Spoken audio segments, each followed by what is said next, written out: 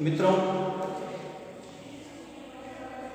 अपन पहला पाठ पढ़ रहे थे, उसका ये तीसरा भाग है, अंतिम भाग है। और ये थोड़ा कठिन भी है, लेकिन हम समझने की कोशिश करेंगे तो ये भाग सरल हो जाएगा। इसके अंदर बात भी ऐसी ही बताई है। एक दृश्य का कबीरदास जी ने वर्णन किया है कि जैसे बरसात आने के पहले तेज आंधी चलती है और आंधी के चलने से प्रकृति में परिवर्तन आता है।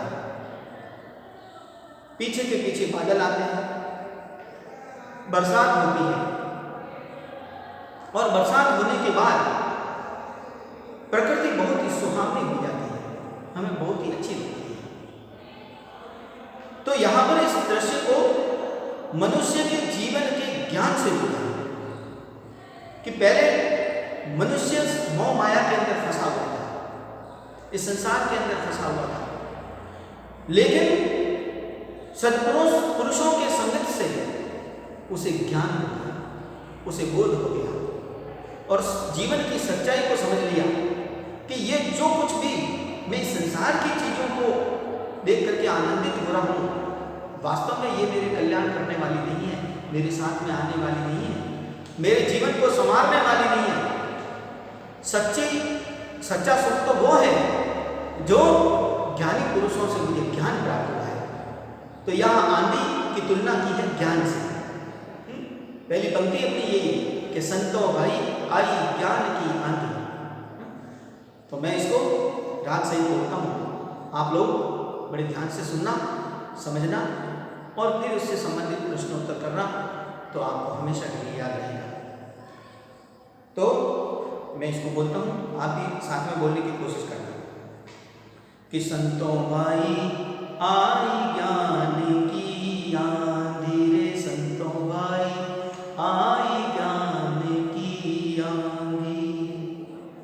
ब्रह्म की टाटी सबे उड़ानी, माया रहे न बांधी, हो माया रहे न बांधी, के संतों भाई आई ज्ञान की आंधी रे, संतों भाई आई ज्ञान की आंधी। हित चित्त की द्वे थूनी गिरानी, मोह बलिंदा टूटा। हित चित्त की द्वे थूनी गिरानी, मोह बलिंदा टूटा। तृष्णा छानी परी करू परी, कुबुद्धि का भंडा फूटा, हो कुबुद्धि का भांडा फूटा रे, संतों भाई आई ज्ञान की आंधी रे, संतों भाई आई ज्ञान की आंधी। जोग जुगति करी संतों बांधी, निर्चुचुवे न पानी। जोग जुगति करी संतों बांधी, निर्चुचुवे न पानी। कूड़ कपट काया का नित्या, हरि की गति जब जानी, अरे हरि की गति जब जानी रे, संतों भाई आई ज्ञान की आंधी रे, संतों भाई आई ज्ञान की आंधी। आंधी पीछे जो जल बूढ़ा, प्रेम हरि जन बीना।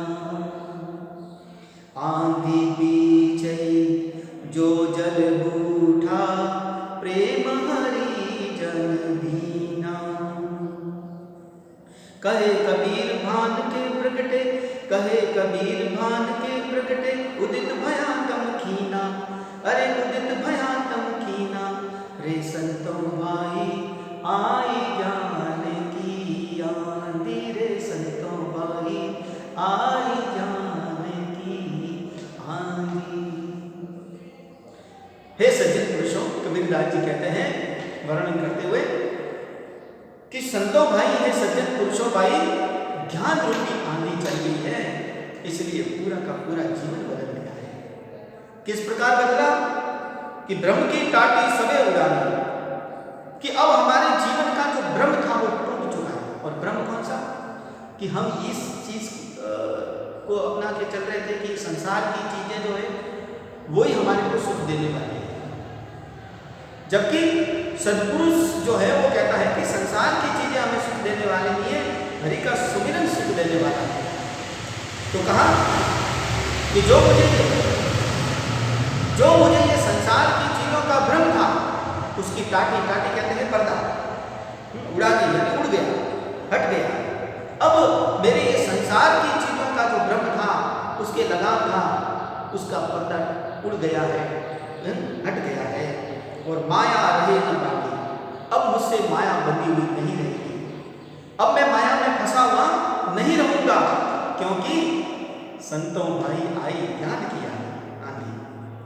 माया बोले तो धन दौलत जमीन जायदाद इत्यादि, कि अब मैं माया में बंधा हुआ नहीं रहूंगा, क्योंकि संतों भाई आई ज्ञान किया। मेरे जीवन में अब ज्ञान हो गया है, बोध हो गया है मुझे कि वास्तविक जीवन कौन सा है, संसार का नहीं, वो वास्तविक जीवन तो है प्रभु का भजन करके निस्वार्थ सेवा, श्रद्धा आस्था इत्यादि रखने की बातें ही वास्तविक जीवन है।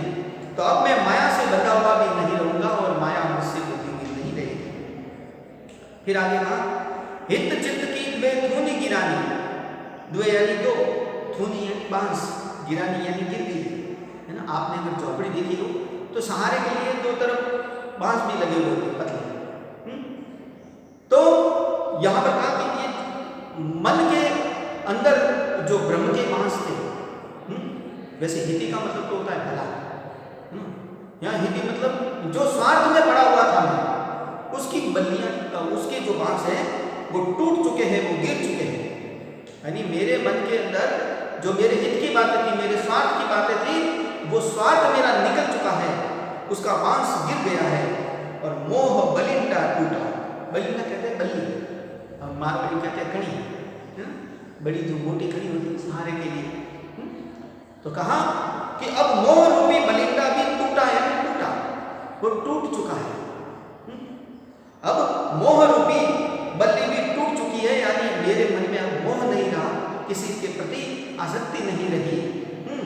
अब मैं मोह माया में भी फंसा हुआ नहीं हूं, क्योंकि मोह माया रूपी बलिंडा टूट चुका है और मुझे ज्ञान हो गया है कि संतों भाई आई ज्ञान की आंधी, क्योंकि मेरे जीवन में ज्ञान की आंधी चल रही है, मुझे ज्ञान हो गया है, जीवन की सच्चाई का पता लग गया है, मुझे बोध हो गया है। फिर कहा तृष्णा छानी परी घुर ऊपर, तृष्णा कहते हैं बहुत कुछ पाने की प्यास, वैसे साधारण अर्थ होता है प्यास, और प्यास से मतलब अति प्यास जो होती है, वो भी मिल जाए, वो भी मिल जाए, और बहुत कुछ मिला है फिर भी कुछ चाहने की इच्छा होना, ये तृष्णा कहते हैं। तो कि तृष्णा छानी यानी छप्पर, परी यानी पड़ा हुआ है, घर यानी घर, मकान, ऊपर यानी ऊपर, और गुबदी का भांडा फूटा, कि मेरे जो तृष्णा रूपी छप्पर पड़ा हुआ था, जैसे वैसे झोपड़ी की छत को कहते हैं छप्पर, घास फूस की जो बनी हुई होती है, तो वो आंधी चलने से वो उड़ जाती है। और यहाँ पर कौन सी छप्पर उड़ी? तृष्णा रूपी छप्पर मेरे जीवन से उड़ चुका है। अब मेरे मन में कोई तृष्णा नहीं रही, कोई प्यास नहीं, कुछ संसार की चीजें पाने की इच्छा नहीं रही है। और कुबुद्धि का भांडा फूटा, भांडा कहते हैं बर्तन, कुबुद्धि यानी बुरी बुद्धि, है ना, फूटना यानी दूर हो जाना।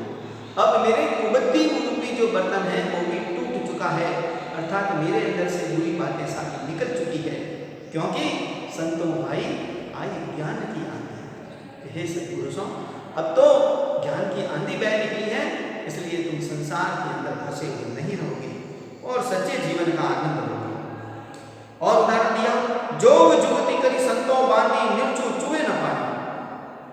तो मेरा जीवन बदला कैसे, ज्ञान कैसे हुआ है कि संतों ने जोग यानी योग, जुगति यानी प्रयास करके, युक्ति से, उपाय से प्रयास करके, संतों यानी सत्पुरुषों, मैं सदपुरुषों के, मैं संतों के, मैं साधुओं के, मैं सज्जन पुरुषों के संपर्क में आ गया हूं।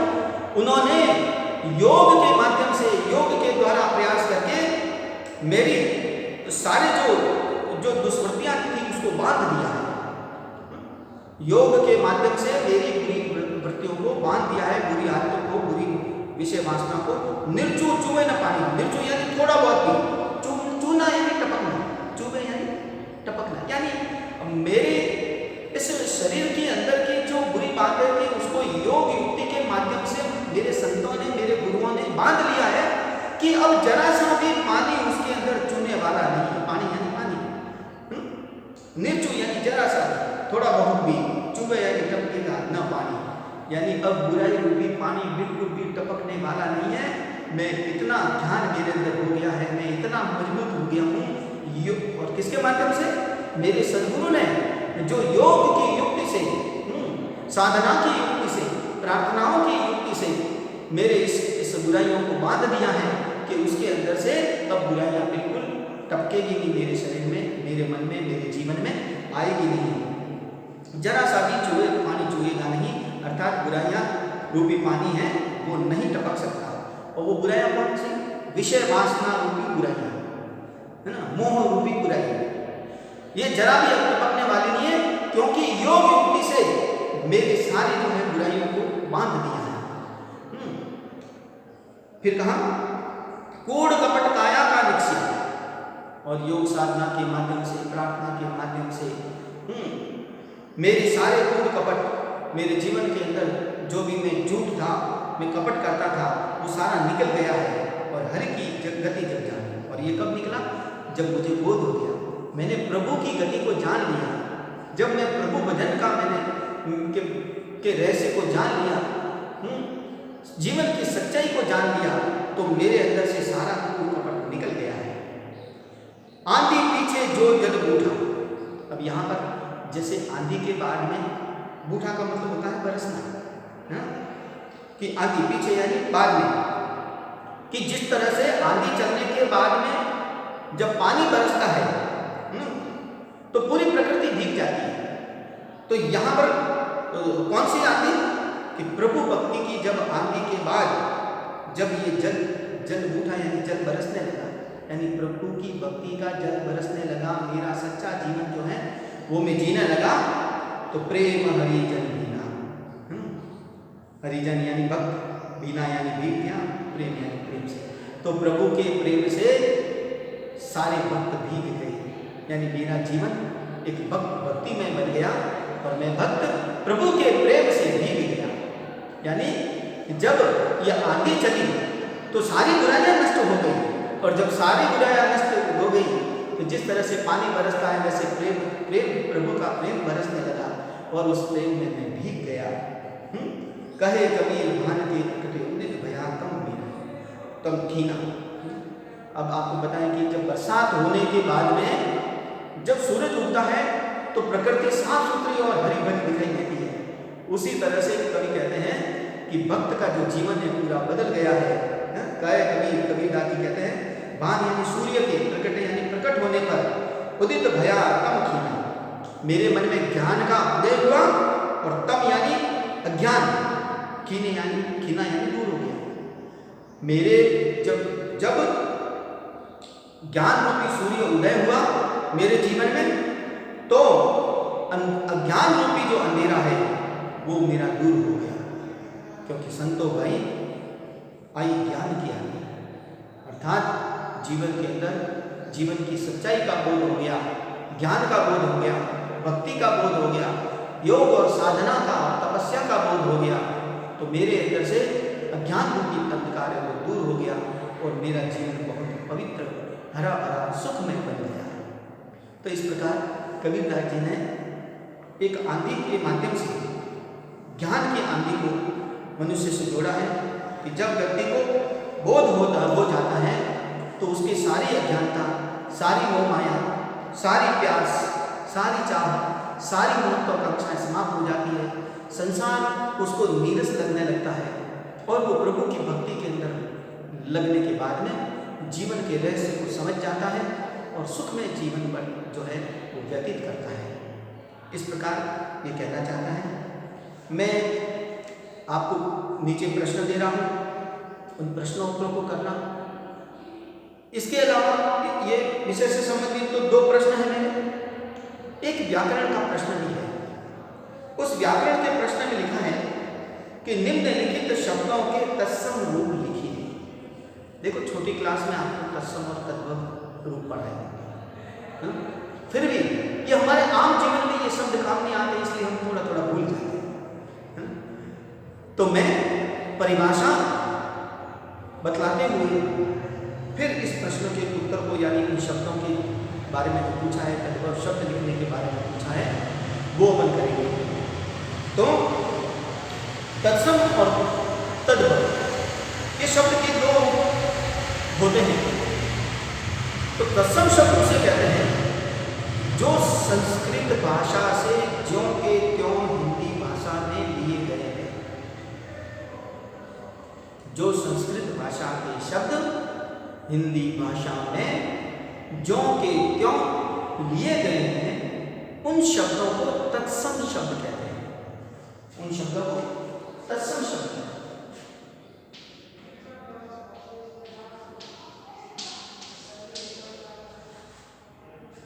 लेकिन जिन शब्दों को संस्कृत भाषा से बदलकर, उसका रूप बदलकर, अर्थ वही है, लेकिन जिन शब्दों को संस्कृत भाषा से बदलकर हिंदी भाषा में लिए गए हैं, उनको हम कहते हैं तद्भव।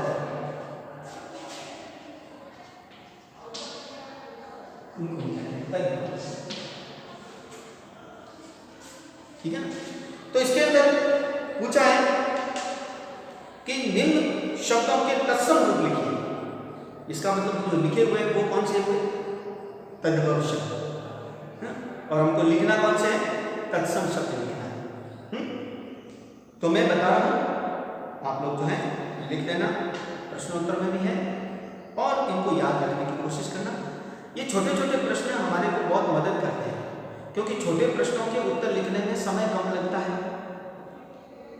अगर आपको थोड़ा सा ध्यान से पढ़ा हुआ है तो इस प्रश्न का उत्तर लिखने में 1 मिनट से भी कम समय लगता है, तो हमें दूसरे प्रश्नों के लिए ज़्यादा समय मिल जाता है।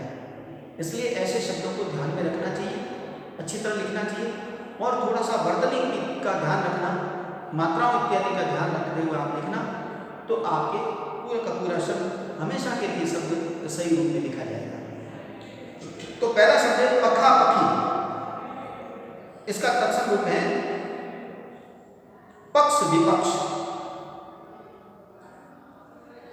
दूसरा शब्द है अनत, तो इसका तत्सम रूप है अन्यत्र। तीसरा शब्द है जोग, तो इसका तत्सम शब्द होता है योग। फिर चौथा शब्द है जुगति, तो इसका तत्सम होगा युक्ति। युग का आधा और ती छोटी, युक्ति। फिर पांचवा है वैराग, इसका तत्सम होगा वैराग्य। व के ऊपर 2 मात्रा, राग ग आधा और ये वैराग्य। निरपक्ष, इसका तत्सम होता है निष्पक्ष। निष्पक्ष आना बीच में निष्पक्ष। तो इस प्रकार इस प्रश्न का हल करना, थोड़ा और ध्यान रखना। इसके अंदर यूं लिखा गया है, कॉमा लगाने का कि शब्दों को लिखा है, लेकिन आप लोग सफाई से और सही ढंग से लिखना। एक तरफ आप तद्भव शब्द लिख देना, जो किताब में लिखे हुए शब्द है वो एक के नीचे एक आना चाहिए। पास में आप लिखना तत्सम, ठीक है ना, और मैं जो तत्सम करना है उनको आप लिखना। तो इस प्रकार अपना ये पाठ पूरा हुआ। आगे अपन दूसरी कविता लेंगे, ललित गद्य जो कवित्री है उनकी। आज इतना ही, थैंक यू।